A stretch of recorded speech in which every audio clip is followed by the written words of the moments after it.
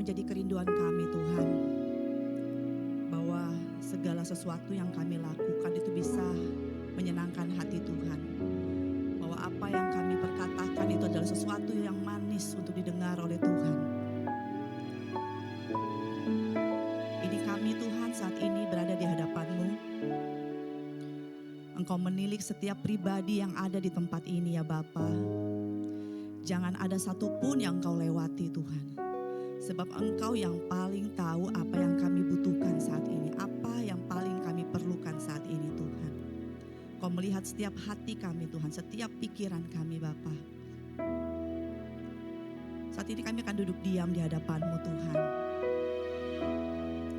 Kiranya Engkau memberikan kami hati yang mau Tuhan untuk diajar. Hati yang bisa mengerti untuk setiap kebenaran firman-Mu ya Bapa. Tolong kami ya Tuhan, supaya kami bisa menangkap setiap kebenaran daripada firman Tuhan. Dan biarlah firman-Mu itulah yang akan membebaskan kami, yang memerdekakan kami, dan yang akan memampukan kami Tuhan, untuk selalu bisa menjadi lebih baik daripada hari ini Bapa. Terima kasih Tuhan, kami siap untuk mendengarkan kebenaran firman-Mu, hanya di dalam nama Tuhan Yesus Kristus. Dan kita semua sama-sama yang siap diberkati Tuhan berkata, amin. Puji nama Tuhan, silakan duduk semuanya. Shalom semuanya. Duh, udaranya mendung, ternyata sekarang lagi hujan deras ya. Hujannya lumayan deras. Padahal kemarin sempat saya mikir, musim hujannya udah habis ya. Udah nggak hujan-hujan lagi sempat ya berapa hari. Nggak tahu kalau di Jakarta. Kalau saya di daerah Cibubur sempat panas dan nggak hujan-hujan lagi. Saya pikir ya udah habis musim hujannya gitu. Tapi biarlah cuaca yang mendung di luar nggak mempengaruhi kita ya, amin. Nggak mendung kan hari ini kalian semuanya? Hah? Atau saya masih melihat muka-muka yang masih mendung? Udah seger ya? Coba bilang dong, kalau ada di sebelahnya ada orang bilang dong, udah seger belum? Udah seger belum? Coba. Udah seger ya semuanya ya? Oke, puji nama Tuhan. Saudara, hari ini saya akan membahas sesuatu ya yang sangat penting ya. Sangat penting dalam kehidupan kita.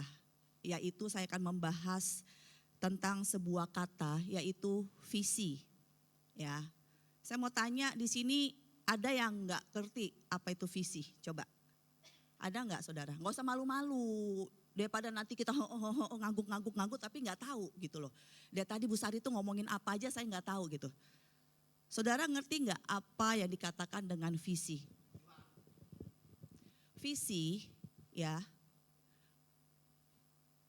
Dari bahasa Inggris tentunya yaitu vision ya, yang artinya adalah penglihatan ya.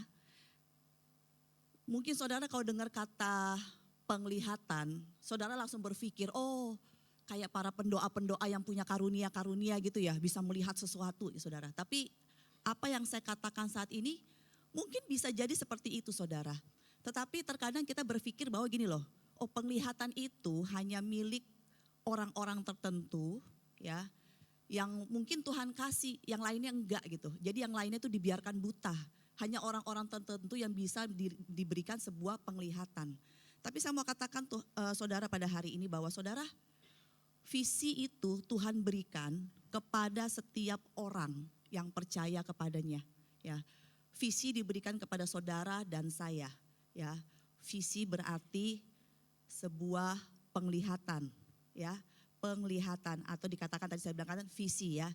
Mungkin kan selama ini saudara masih bingung, itu ada tulisan visi gereja, apa ya visi itu apa ya. Visi itu adalah penglihatan saudara. Kenapa saya katakan hal ini adalah sesuatu yang sangat penting saudara? Karena ternyata saudara, kekuatan yang paling besar yang ada di muka bumi ini adalah sebuah visi saudara. Kenapa gitu loh?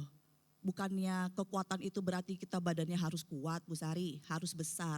Enggak saudara, ternyata kekuatan yang paling besar di muka bumi adalah sebuah visi. Kenapa? Karena saudara ya, visi itu memampukan saudara dan saya ya bisa bisa melihat sesuatu yang tidak kelihatan ya. Saya katakan bahwa kenapa dikatakan sebagai kekuatan yang besar dan sangat penting. Karena visi itu dikatakan bisa membuat kita melihat sesuatu yang tidak kelihatan atau belum kelihatan, saudara. Ya, jadi saudara harus tahu bahwa gini loh, kita tidak bisa melakukan sesuatu yang tidak kita lihat, saudara. Ya, atau membayangkan sesuatu yang belum pernah kita lihat. Ya, dulu saya pernah bawa tentang utopia di sini, ya, bahwa bagaimana bahwa ide manusia untuk suatu tempat yang kita kenal dengan nama surga, ya, kenapa manusia punya bayangan tentang surga, ya, atau kenapa semua manusia pingin pergi ke suatu tempat yang jauh lebih baik daripada sekarang ini, ya kan? Karena dalam roh saudara dan saya, kita tahu bahwa tempat kita bukan di sini, saudara. Jadi secara spirit Tuhan memberitahu kita bahwa seharusnya saudara dan saya mungkin ada di Taman Eden, ya. Bukan di dunia yang maksudnya sekarang ini penuh dengan segala kekacauan, saudara. Jadi saya katakan tadi visi sangat penting dan sebuah kekuatan yang sangat besar. Karena visi memampukan saudara dan saya untuk melihat sesuatu yang tidak ada, tetapi bisa jadi juga untuk melihat sesuatu yang belum ada, saudara. Dan ketika saudara dan saya bisa melihat sesuatu yang belum ada itu, maka saudara dan saya bisa melakukan hal itu. Nangkep gak, saudara? Mukanya agak bingung, ya. Kita hanya bisa melakukan sesuatu yang sudah kita lihat, saudara. Saya gak mungkin punya ide, misalnya ya, wah pengen punya rumah yang besar. Kalau saya gak pernah seumur hidup saya melihat rumah besar, saudara. Pasti saya pernah lihat. Saya gak mungkin merindukan sesuatu, menginginkan sesuatu yang tidak saya lihat, saudara. Dan inilah gunanya visi. Visi membuat saudara dan saya mampu melihat sesuatu yang belum ada. Ada dua macam visi, ya. Visi yang pertama itu adalah visi pribadi, ya. Visi pribadi itu adalah sebuah visi yang unik dan tentunya pribadi, sehingga biasanya untuk memenuhi visi ini, saudara, kita tidak membutuhkan orang banyak, ya. Tetapi kita tetap membutuhkan orang-orang dalam hidup kita untuk bisa membantu kita untuk mencapai visi pribadi ini, saudara. Lalu ada juga yang namanya visi secara korporat, ya. Jadi ada dua macam visi, visi secara pribadi, ada juga visi secara korporat. Dan saya percaya tanpa sadar saudara dan saya semuanya kita pasti mengemban visi yang namanya visi korporat. Contoh visi korporat itu misal seperti ini, saudara. Tuhan memberikan sebuah penglihatan, ya, sesuatu yang belum ada kepada misalnya Bapak Gembala, ya. Tapi untuk bisa mewujudkan sesuatu yang belum ada itu, Bapak Gembala gak bisa mengerjakannya seorang diri. Lalu dia membentuk sebuah tim pelayanan. Lalu dia mulai membicarakan, saya mau, ya, nanti gereja kita begini. Visi itu diberikan kepada satu orang, tetapi untuk mencapai visi itu dibutuhkan banyak orang. Ya. Seperti contohnya juga Tuhan memberikan visi kepada Paulus, ya, untuk menjadi rasul bagi bangsa-bangsa non-Yahudi, saudara. Visi itu diberikan kepada Paulus, tapi untuk melakukan misi itu Paulus nggak pernah sendirian, saudara. Ya, dia mencari teman-teman timnya, ya, yang terkenal kita bisa kenal ada Barnabas, ada Apolos, ya, ada anak rohaninya Timotius, ya, ada Lukas yang mendampingi dia dan banyak orang nama-nama lainnya, saudara. Dia tidak bisa menggenapi apa yang Tuhan taruh dalam dirinya seorang diri. Itu disebut dengan visi korporat. Dan yang lebih jelas lagi adalah visi yang Bapa berikan kepada Yesus, saudara. Bapa memberikannya itu hanya kepada Yesus. Yang Yesus lakukan apa?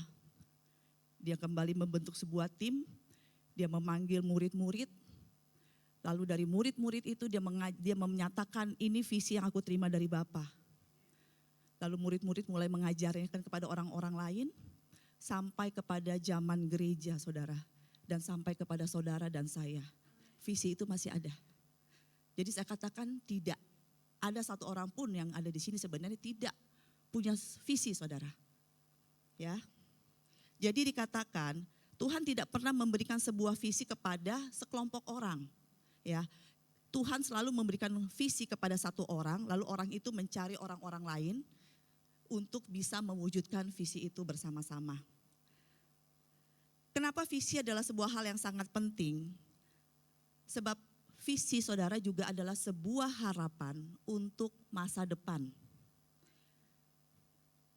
Jadi saudara, sebuah harapan baru bisa muncul ketika ada sebuah visi.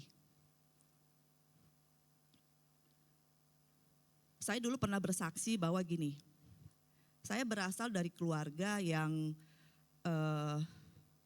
ya mungkin bahasa sekarang bilangnya broken home ya, bilangnya gitu. Maksudnya tidak seperti pada umumnya mungkin gitu ya. Karena mama saya single parent, jadi saya tidak punya figur ayah. Tapi kemudian saya punya mimpi. Saya nggak tahu kenapa saya suka cerita ke anak-anak dari dulu tuh, mama memang pingin gitu loh, marriage muda. Kenapa? Karena saya kayak nggak tahu kenapa Tuhan taruh bahwa saya gini loh, saya merasa bahwa gini loh, ada sesuatu yang nggak benar dengan kondisi.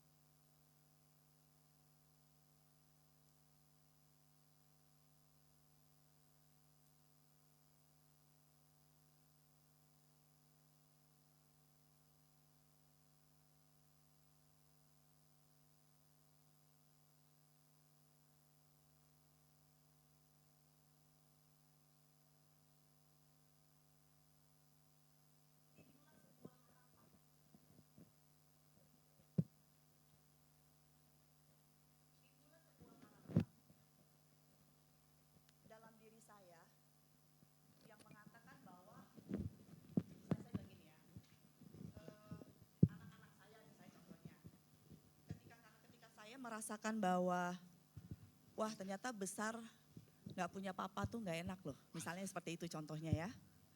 Lalu saya mempunyai sebuah harapan bahwa gini, saya nggak mau nanti anak-anak saya mengalami hal yang sama. Lalu karena sebuah harapan itu, maka saya punya apa yang namanya visi apa bahwa anak-anak saya nggak boleh merasakan hal yang sama dengan apa yang saya rasakan. Jadi apa? Jadi timbullah sebuah harapan yang baru sehingga saya memperbaiki diri saya, ya. Saya mulai mencari pasangan yang nggak asal-asalan, ya.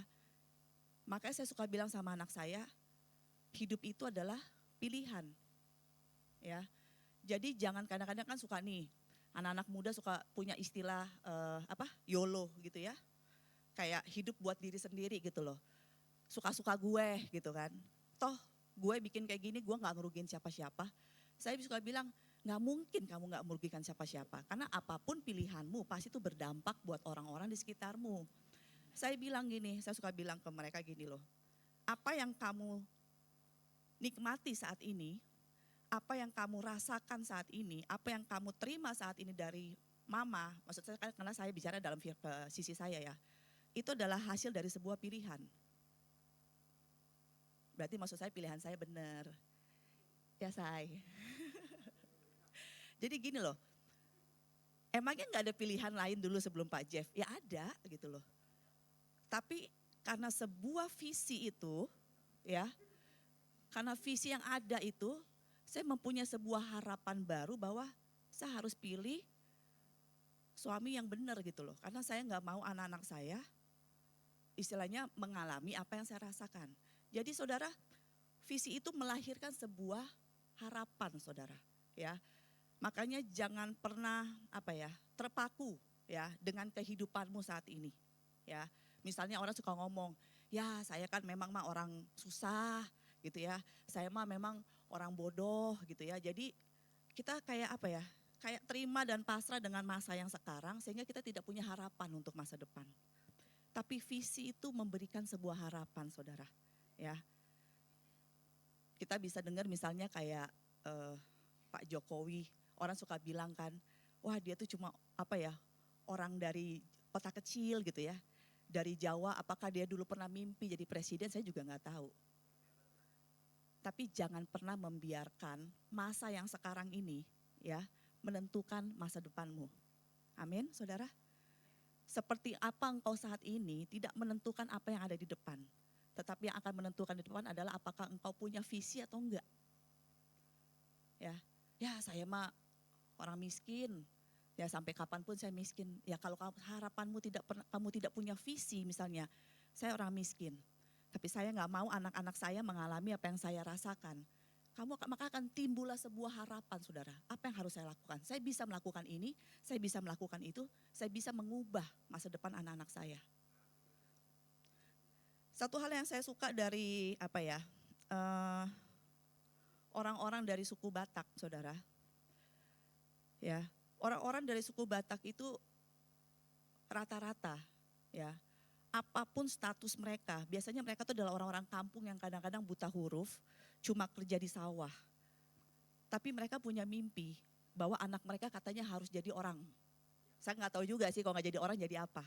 Tetapi rata-rata orang dari suku Batak, sebisa mungkin orang tuanya akan banting tulang supaya anaknya paling enggak jadi sarjana saudara. Karena mereka selalu bilang, saya nggak mau anak-anak saya kayak saya. Jadi mereka banting tulang, mereka kerja. Rata-rata katanya pada buta huruf saudara. Ya, tapi anak-anaknya berhasil semuanya. Ya, jadi sekali lagi saudara ingat bahwa visi itu sangat penting karena visi itu memberikan saudara dan saya sebuah harapan tentang hari depan yang jauh lebih baik daripada sekarang. Amin. Lalu saudara, kata visi atau penglihatan ya sendiri itu berkata dari kata Yunani ya. Visi itu berkata dari bahasa Yunani yaitu optika ya. OPTICA, optika ya. Itulah saudara mungkin tahu kenapa toko-toko kacamata dikatakan optik ya. Berasal dari kata vision atau visi, sebuah penglihatan. Makanya kalau mata kita rabun, biasanya kita pergi ke optik untuk beli kacamata supaya kita bisa melihat lagi dengan jelas, saudara. Ya, kata visi berasal dari kata optika, saudara. Yang artinya sesungguhnya lebih dalam, yaitu dikatakan bahwa di mana kita diberikan sebuah kemampuan untuk bisa melihat di luar apa yang bisa kita lihat. Kayak punya sesuatu yang nggak jelas gitu, saudara. Bukan nggak jelas, maksud saya tidak bisa orang tahu gitu loh. Tapi kita bisa melihat hal itu saudara. Ya. Dan biasanya saudara ada dua jenis visi ya. Ada dua jenis visi. Yang pertama itu tapi adalah visi alami ya. Visi alami adalah visi ya. Sebuah visi yang diberikan oleh matamu.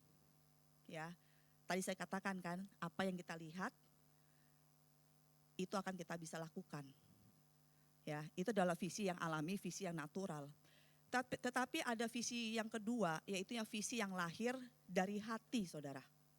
Ya, visi yang dari hati yang mungkin kita bisa melihat sesuatu bukan dengan mata, tetapi dengan hati. Ya, dikatakan sebab visi adalah gambaran yang jelas, yang diyakini sebagai gambaran masa depan yang lebih baik, yang lebih layak untuk bisa kita kejar dan kita capai. Saya nggak tahu makanya, misalnya kayak Handoko, saya nggak tahu apa yang dia pikirkan tentang masa depan dia gitu kan. Hanya dia yang tahu saudara, ya kan. Kita nggak bisa ngelihat kalau misalnya tiba-tiba Handoko, ya aku tuh Tayantan ya. Misalnya saya tanya, kok kamu ntar 5 tahun, 10 tahun lagi mau ngapain misalnya. Terus Handoko bilang, oh saya mau 5 tahun lagi, 10 tahun lagi. Nah apa yang Handoko bilang itu kan belum ada kan. Dia nggak lihat juga kan, tapi kenapa dia bisa bisa melihat sesuatu yang belum ada itu gitu saudara. Ya. Dan visi biasanya saudara itu adalah pemberian Tuhan. Kenapa saya katakan biasanya? Karena kan tadi saya katakan ada dua macam visi ya. Ada visi yang lahir dari hati, tapi ada juga visi yang diberikan oleh mata saudara dan saya. Ya. Jadi saudara, ada visi yang katanya pemberian Tuhan, ada visi yang juga ternyata bisa lahir dari idenya kita sendiri saudara. Dari sesuatu yang kita karang-karang sendiri itu juga bisa saudara. Tapi visi yang lahir dari keinginan kita sendiri itu biasanya disebut dengan kata ambisi. Ya. Kalau misalnya gini, 2 tahun lagi masih punya mobil. Apapun yang terjadi mesti punya mobil. Kenapa gitu kan? Ya kan pengen aja gitu, pengen harus, tapi nggak punya kejelasan kenapa harus punya mobil 2 tahun lagi. Itu adalah sebuah visi yang kita bangun karena keinginan mata kita saudara. Dan itu bukanlah sebuah visi, tapi itu adalah sebuah ambisi. Ya. Tapi kalau visi yang dari Tuhan, biasanya visi itu terikat dengan sebuah dengan sebuah alasan kenapa saudara dan saya ada di dunia ini. Visi dari Tuhan adalah sebuah visi yang terikat dengan takdir saudara dan saya. Sebuah visi yang terikat dengan sebuah tujuan yang jelas saudara. Makanya penting sekali saya katakan bahwa saudara dan saya, kita tuh harus tahu tujuan kita tuh apa sih sebenarnya gitu loh. Apa sih tujuan kita di dunia ini gitu loh. Karena saya suka kali berbicara berulang-ulang, kalau orang gak tahu tujuannya, dia akan muter-muter aja saudara. Muter-muter melakukan hal yang gak jelas. Dan visi yang dari Tuhan ya sekali lagi adalah sebuah visi yang lahir dari sebuah tujuan yang jelas saudara. Ya, saya udah terlalu sering banyak bicara di tempat ini bahwa apa sih tujuan Tuhan menghadirkan saudara dan saya. Kenapa kita disebut sebagai manusia? Sekali lagi saya katakan manusia itu artinya adalah gambar dan rupa Tuhan. Ya, jadi kalau saudara lagi nggak mirip sama Tuhan, saudara dan saya kita lagi nggak jadi manusia. Saya nggak tahu kita lagi jadi apa. Sebab seorang manusia seharusnya dia serupa dan segambar dengan penciptanya. Ya, jadi kalau misalnya loh kok nggak mirip sama Tuhan, pakai cetakan siapa gitu, gambar siapa yang dia tampilkan. Visi itu saudara tadi saya katakan adalah seharusnya adalah sebuah gambaran yang jelas ya untuk orang yang menerimanya tentunya. Sehingga orang itu ya saudara ya yang anehnya walaupun visi itu belum ada, dia hanya bisa melihat dia sendiri yang lihat dan dia bisa menceritakannya dengan jelas dengan detail ke orang-orang. Saya mau nanti begini, saya begini gitu loh. Jelas dia bisa mengatakan bahwa inilah yang saya mau capai, inilah yang saya mau lakukan gitu loh. Bisa menceritakannya dengan jelas ke orang ya, bisa secara detail, dia bisa melihat gambar itu dengan jelas saudara bahwa saya melihat sesuatu di depan saya. Dan dikatakan bahwa saudara, untuk memenuhi sebuah visi yang dari Tuhan, itu bukanlah suatu hal yang mudah. Ya, kenapa saudara? Sebab visi yang dari Tuhan seharusnya ya, visi yang dari Tuhan seharusnya adalah sesuatu yang sulit untuk dicapai. Kenapa? Karena untuk mencapai visi itu saudara seharusnya membutuhkan Tuhan. Kalau untuk mencapai visi itu saudara nggak butuh Tuhan, maka itu bukan visi dari Tuhan. Dan ingat selalu bahwa ketika Tuhan biasanya memberikan sebuah visi kepada saudara dan saya, seringkali visi itu di luar kemampuan saudara dan saya. Ya, ingat seperti Tuhan misalnya bicara sama Musa, Musa bawa bangsa ini ya keluar. Kan Musa dengan segala macam alasan, aduh saya gak bisa ngomong gitu kan. Gak bisa ngomong Tuhan, saya ngomong apa, terus nanti saya ngapain. Jadi di luar kemampuan saudara dan saya. Kalau di dalam kemampuan itu bukan sebuah visi saudara. Jadi makanya seringkali kan orang bilang apa ya, suka ngada-ngada gitu kan, maksudnya terlalu ngawang-ngawang, tapi memang seharusnya seperti itu saudara. Seharusnya sebuah visi yang Tuhan berikan kepada saudara dan saya adalah sebuah visi yang kalau secara manusia kita nggak bisa bikin.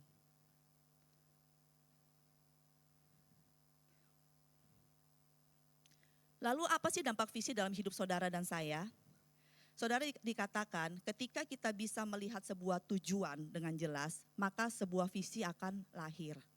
Ya, sebab visi inilah yang kemudian akan membuat hidup saudara dan saya menjadi apa? Terfokus dan efektif. Tadi saya katakan bahwa visi itu adalah sumber pengharapan, ya, sesuatu yang bukan buatan manusia, tetapi yang diilhami oleh Tuhan, ditiupkan oleh Roh Kudus ke dalam diri saudara dan saya, ya. Oleh karena itu sebab ini saudara gini loh, saudara nggak perlu cari-cari gitu ya. Oh abis ini saya mau cari visi gitu, nggak perlu saudara. Sebab visi itu seharusnya bukan dicari, tetapi visi itu seharusnya ditemukan. Ngerti ya? Visi bukan sesuatu yang ada di depan dan harus dicari atau dikejar, tetapi visi adalah sesuatu yang harus ditemukan. Di mana saudara? Saudara tahu gini loh saudara ya. Tuhan menaruh sebuah visi ya dalam hidup saudara dan saya. Tetapi seolah-olah Tuhan itu menyembunyikan visi itu saudara. Sehingga dia menyembunyikan sebuah visi dalam hidup saudara dan saya, tetapi dia mau supaya kita bisa menemukan hal itu saudara. Makanya dia taruh itu di dalam hidup saudara dan saya. Dia nggak taruh di tempat-tempat lain gitu. Kita sendirilah yang harus menemukan visi itu saudara. Dan visi itu bukan ada di luar kita, visi itu ada di dalam kita. Efesus 3 ayat 20. Akhirnya ada ayat ya, dari tadi gak ada ayat ya. Bagus gak ada yang ngingetin saya, Bu Sari gak ada ayat. Biasanya kalau khotbah katanya harus ada ayat. Walaupun sebenarnya dari tadi yang saya omongin juga firman Tuhan. Efesus 3 ayat 20. Bisa G? Bisa Ma?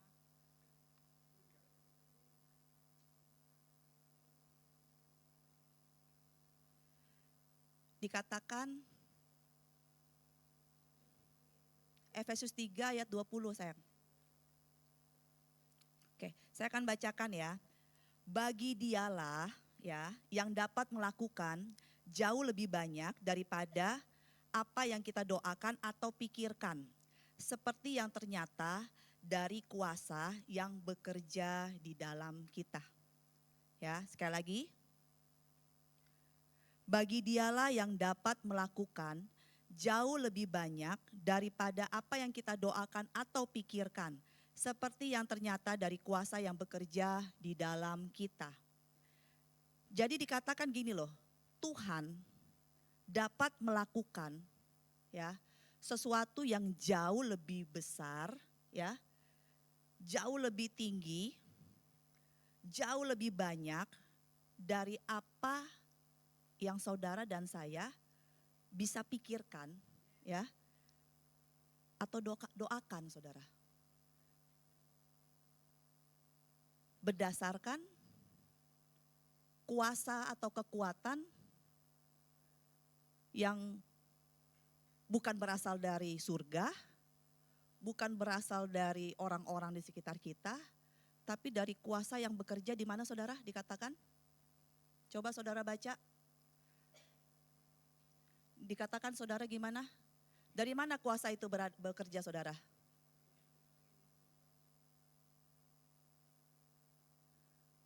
Tuhan bisa melakukan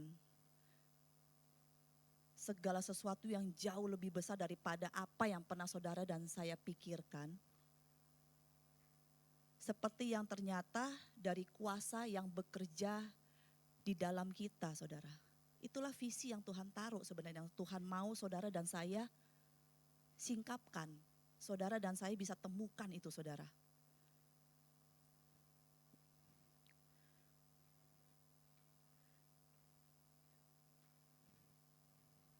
Tuhan mau bawa supaya saudara ya, supaya Tuhan itu rindu mau melakukan sesuatu gitu loh buat diri saudara dan saya.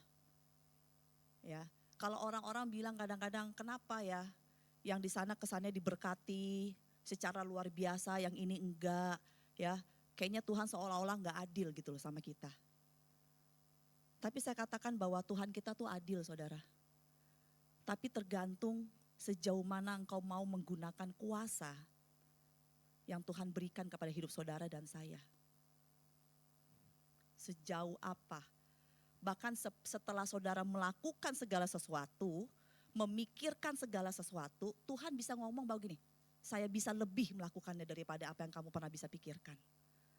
Saya kadang-kadang mikir ya, apa sih pikiran saya yang paling terbesar, yang udah terlalu ngada-ngada gitu.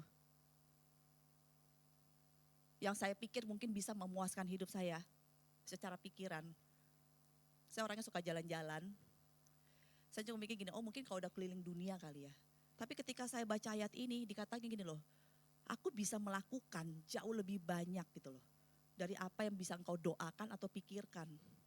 Misalnya kalau saya berdoa, oh Tuhan saya berdoa untuk suami saya Tuhan supaya dia diberi kesehatan, ya, dia diberikan hati yang begini. Tuhan bilang apa? Aku bisa melakukan yang lebih besar dari apa yang kau doakan.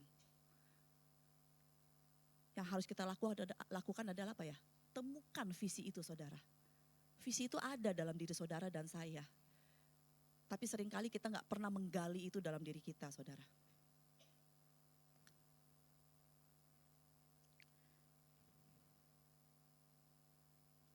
Dan karena tadi saya katakan untuk memenuhi visi yang dari Tuhan saudara, itu bukan adalah hal yang mudah. Maka itu kita harus punya apa yang dikatakan sikap disiplin saudara. Kenapa kita harus disiplin? Karena ketika saudara dan saya menerima sebuah visi, ya, maka visi itu akan apa ya? Mengambil alih hidup saudara dan saya. Ya, contoh ya, ini kalau misalnya visi pribadi aja contohnya nih ya. Saya tahun ini misalnya kan, pengen hidup lebih sehat. Ya, saya punya pandangan bahwa saya harus menjadi seorang sehari yang lebih sehat. Wah, saya harus nih, nggak pernah nge-gym, saya harus bangun otot saya, ya kan? Bukan karena supaya, tapi saya mau hidup sehat. Saya mau misalnya hidup sampai umur kayak Oma misalnya ya, umur 70 lebih masih bisa jalan-jalan nggak pakai tongkat. Itu sebuah visi saudara. Ya. Lalu visi itu akan mengambil alih hidup saya dengan cara apa? Saya yang misalnya suka makan gorengan, ya kan, makan larut malam, saya udah nggak melakukan hal itu lagi. Kenapa? Visi yang ada di dalam saya itu akan mengubah saya. Itu akan mempengaruhi saya. Apa yang saya lakukan sekarang ini saudara, karena sebuah visi.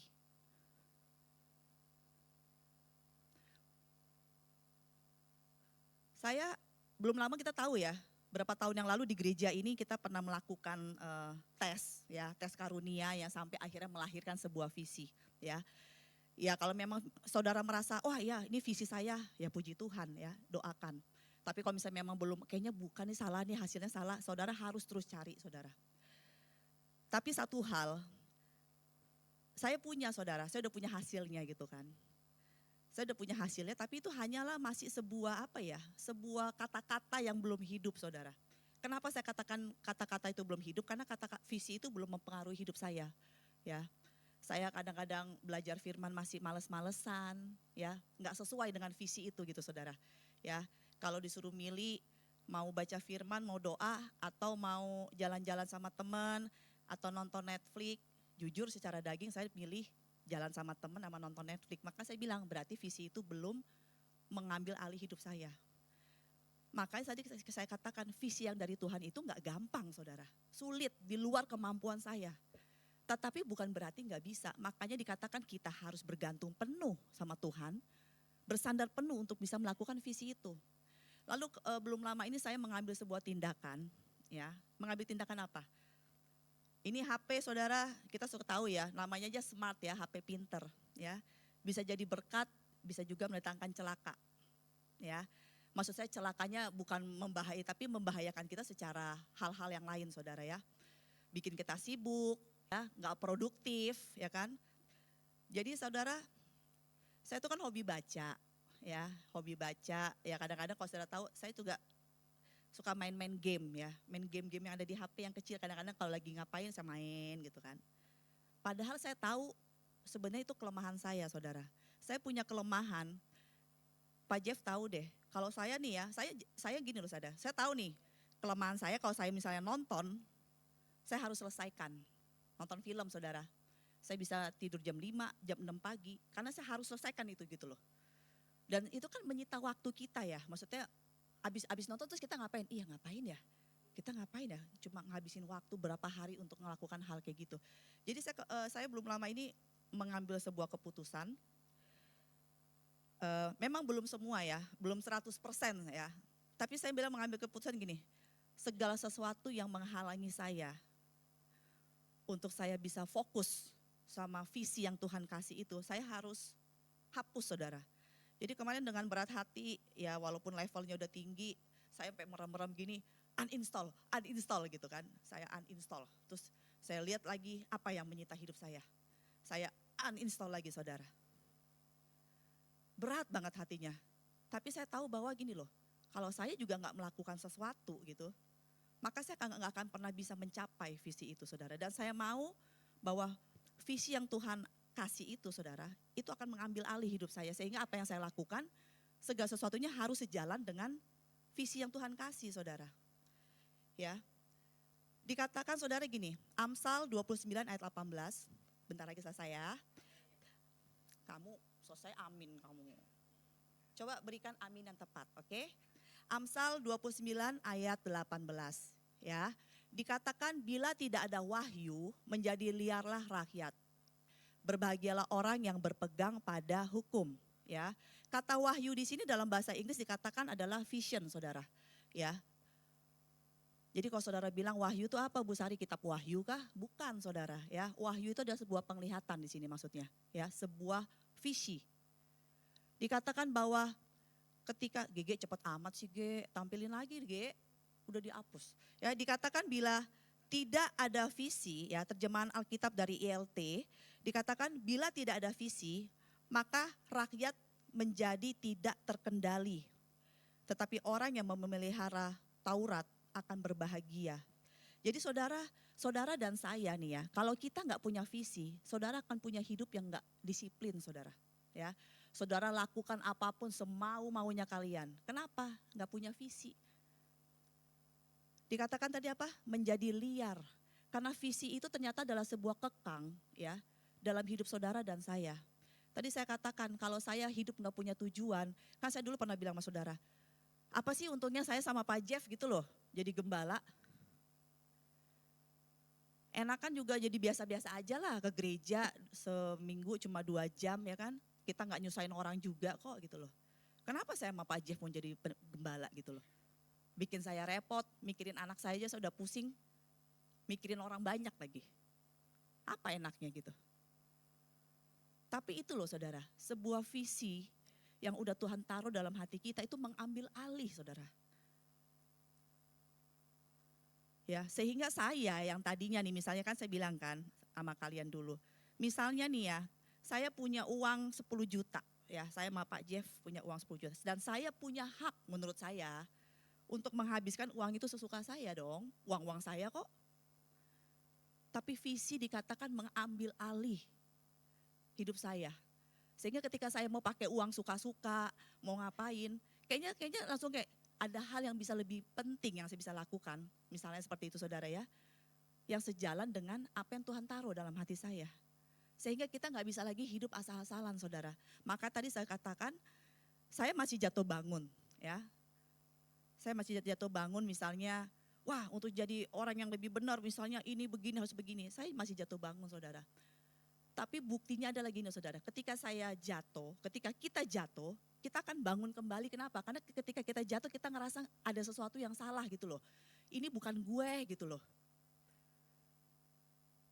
Saudara, saya juga pernah bersaksi di sini bahwa ketika kami berdua sama Pak Jeff udah tobat ya, sudah bertobat ya. Beberapa kali teman-teman kami yang lama tuh ngajak kami gitu kan. Ngajak kami pergi, misalnya ya kami belum jadi pendeta memang saat itu, tapi memang udah gak pernah pergi yang aneh-aneh gitu ya. Lalu diajak pergi, saya ingat saat itu saya sama Pak Jeff kita pergi ke sebuah karaoke ya. Saya juga Pak Jeff juga kan pernah bersaksi bahwa dia dulu merokok ya saudara ya, dia merokok. Dan buat saya sama Pak Jeff ngisap asap rokok dari zaman dulu ya bukan suatu masalah, udah biasa gitu loh hidung kami nyium asap rokok gitu kan. Tapi sesudah kami ada di dalam Tuhan, kami udah bertobat dan kami maksudnya ya nggak bukannya mau munafik atau apa ya, maksudnya ketika orang ajak pergi yuk, yuk ayo pergi sama teman-teman kita ke karaoke.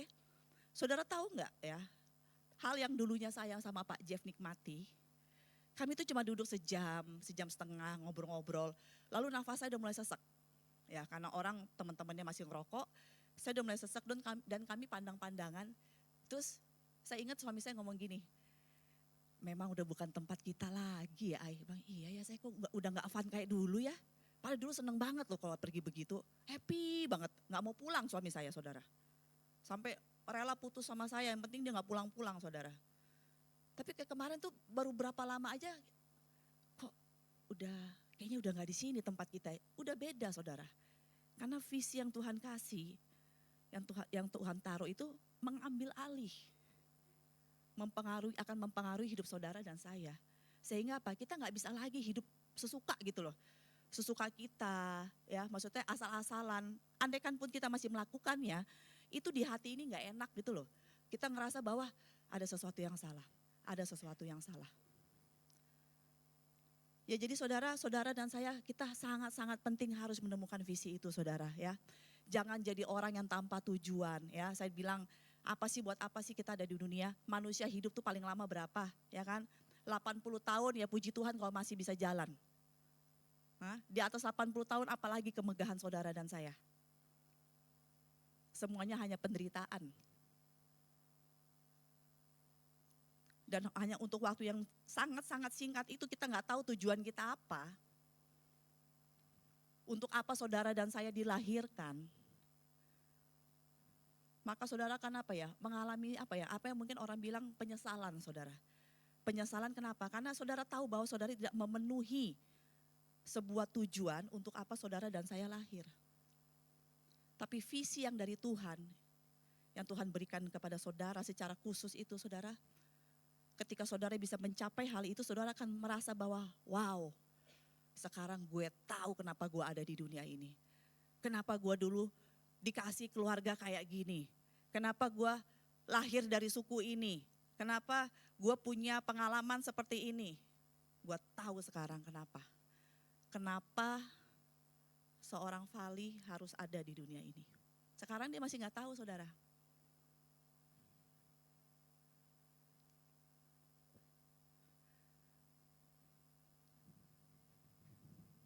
Saya undang pemusik untuk maju ke depan.